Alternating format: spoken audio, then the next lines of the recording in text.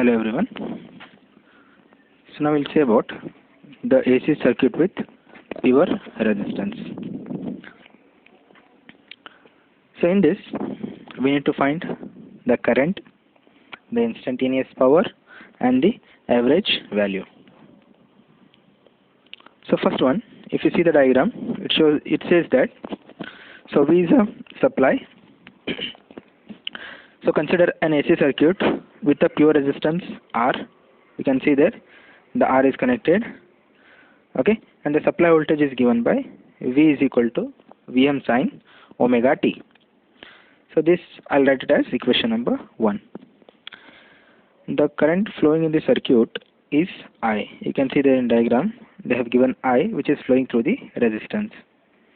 Okay, so you can use Ohm's law for this to find the current. So I is equal to V by R. So V, you know, that is Vm sin omega t divided by R.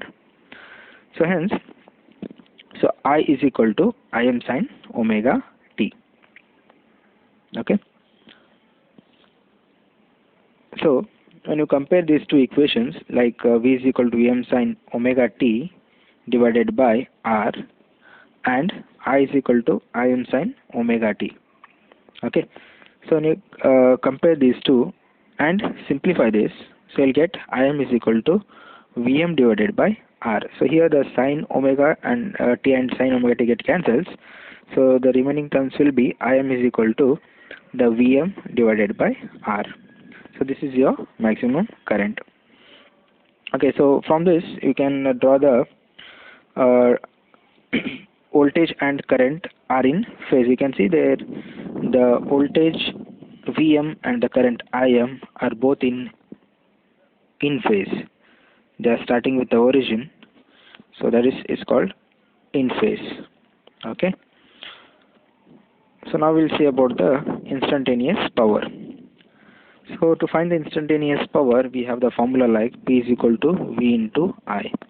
So we know that Vm sin omega t, and I is nothing but Im sin omega t. Okay, from equation 1 and equation 2. Okay. So when you simplify this, so Vm Im I can take it outside. So sin into sin square omega t. Okay, so sin square omega t can be written as 1 minus cos 2 omega t. Okay, divided by 2. So equation can be written as Vm Im divided by 2 into 1 minus cos 2 omega t. So P is equal to, if I multiply with 1 and cos 2 omega t, so my instantaneous power becomes P is equal to Vm Im divided by 2 minus Vm Im divided by 2 into cos 2 omega t. So this is all about instantaneous power. To calculate average power, we need to integrate this instantaneous power value with respect to 0 to 2 pi.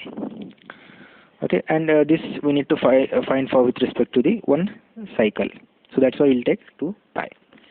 So P is equal to 1 divided by 2 pi, integration of 0 to 2 pi, and Vm Im divided by 2 minus Vm Im divided by 2 into cos 2 omega t into d omega t. So when you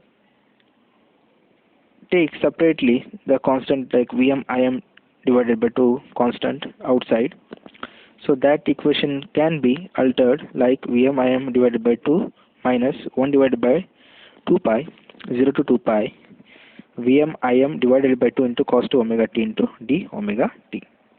Okay. So when you integrate with respect to this 0 to 2 pi, so you'll get Vm divided by root 2 into Im divided by root 2. Okay. So 2 can be written as root 2 into root 2. So that's why they have written Vm by root 2 and Im divided by root 2. So that is nothing but V into I. So hence you can say the average power is P is equal to V into I. So it says that it's lying in phase. So if you see the waveform here, so you can see the Vm Im are in phase and the power is also at the positive quadrant. Okay. So this is all about the pure resistance. Thank you.